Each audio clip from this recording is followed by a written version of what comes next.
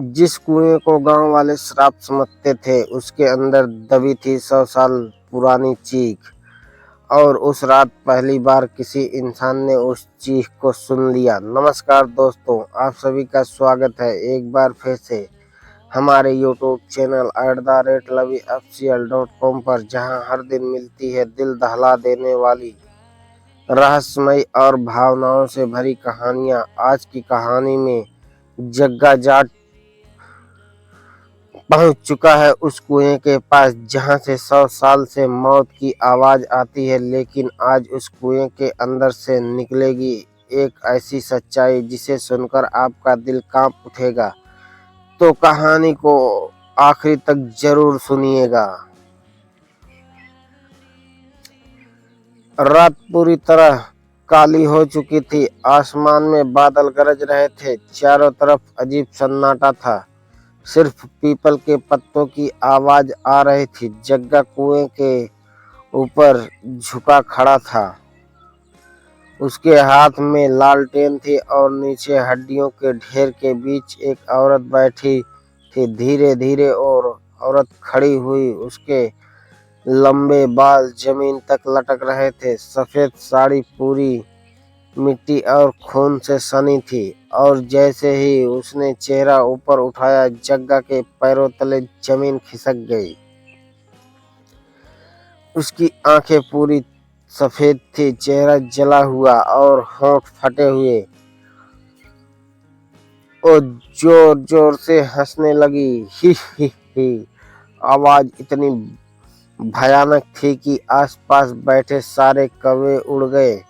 कुत्ते रोने लगे और हवा तूफान जैसी चलने लगी। जग्गा नहीं डरा, लेकिन जग्गा जाट था। उसने लाठी कसकर पकड़ी। जो भी है सामने आ। औरत धीरे धीरे बोली, तू बाकी लोगों जैसा नहीं है। चुड़ैल का नाम। जग्गा गरजा, नाम बता अपना। औरत कुछ देर चुप रही, फिर बोली, मेरा नाम चंद्रकला है। 100 साल पुरानी कहानी। जग्गा बोला। मतलब? औरत की आंखों में खून जैसे आंसू बहने लगे। क्योंकि मैं मर चुकी हूँ। अचानक मौसम बदल गया। जैसे ही उसने एक कहा, आसमान में बिजली चमकी। कुएं का पानी अपने आप उबलने लगा। जग्गा पहली बार थोड़ा घबराया, लेकिन फिर बोला, सच बताए यहाँ क्या हुआ था? चंद्रकला की कहानी। औरत धीरे धीरे बोलने लगी, पुराना भैरवपुर। आज से करीब 100 साल पहले यहाँ गांव बहुत खुशहाल था। लोग मिलजुल कर रहते थे और मैं गांव के जमींदार की बेटी थी, चंद्रकला। पूरा गांव मुझे बहुत प्यार करता था। लेकिन उसकी आवाज अचानक भारी हो गई। एक आदमी था जो मुझे पाना चाहता था। उसका नाम था कालीनाथ। वो तंत्र मंत्र करता था, शमशान में रहता था और गांव वाले उससे डरते थे। उसकी नजर एक दिन उसने मेरे पिता से कहा, चंद्रकला की शादी मुझसे कर दो। जमींदार गुस्सा हुआ। जग्गा ध्यान से सुन रहा था। चंद्रकला बोली, मेरे पिता ने उससे सबके सामने बेइज्जत कर दिया। मेरी बेटी किसी राक्षस से शादी नहीं करेगी।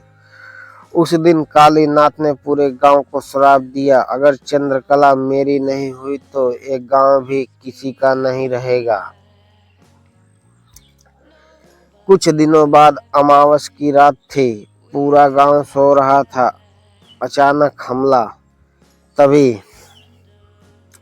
कालीनाथ अपने काले जादू के साथ आया। उसके साथ कई भूत थे। अजीब परछाइयां थी। गांव में मौत। उसने पूरे गांव में आग लगा दी। लोग चीखने लगे, बच्चे रोने लगे। हर तरफ मौत थी। चंद्रकला का अंत। और फिर उसकी आवाज कांपने लगी। उसने मुझे इस कुएं में जिंदा फेंक दिया। मौत से भी भयानक। मैं कई दिनों तक तड़पती रही, कोई बचाने नहीं आया। धीरे धीरे मैं मर गई, लेकिन मेरी आत्मा को शांति नहीं मिली, क्योंकि कालीनाथ ने मेरी आत्मा को बांध दिया। जग्गा को सच पता चला। जग्गा अब समझ चुका था।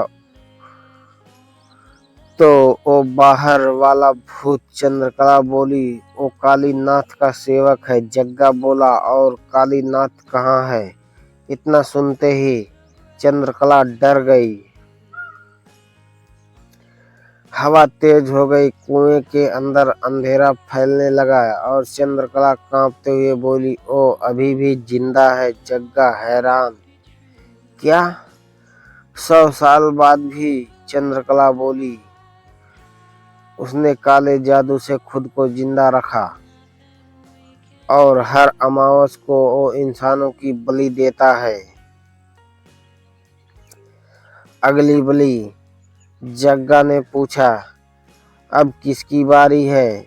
चंद्रकला रोने लगी, तेरे गांव की एक लड़की। कौन लड़की?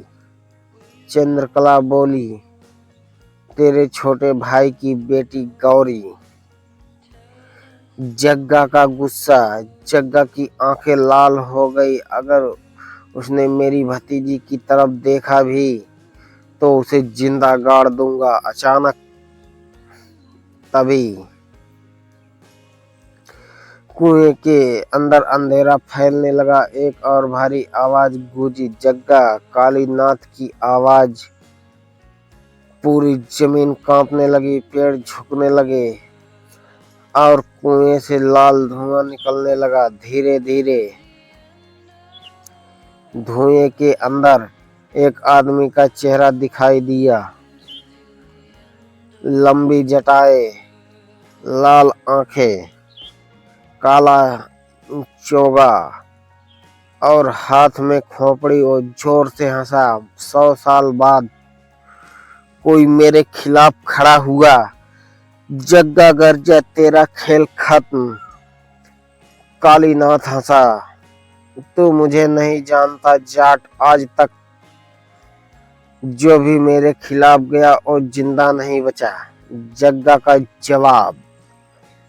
जग्गा ने मूंछों पर ताव दिया, और तू जाट को नहीं जानता। अचानक कालीनाथ ने हाथ उठाया और जमीन से दर्जनों कंकाल बाहर आने लगे। चारों तरफ मौत। हड्डियां जुड़ने लगी और कुछ ही सेकंड में पूरा कब्रिस्तान जिंदा हो गया।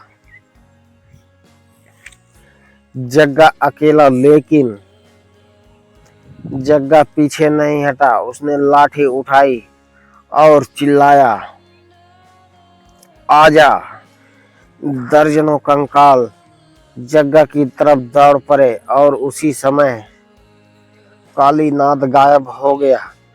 जग्गा चारों तरफ से घिर चुका था और तभी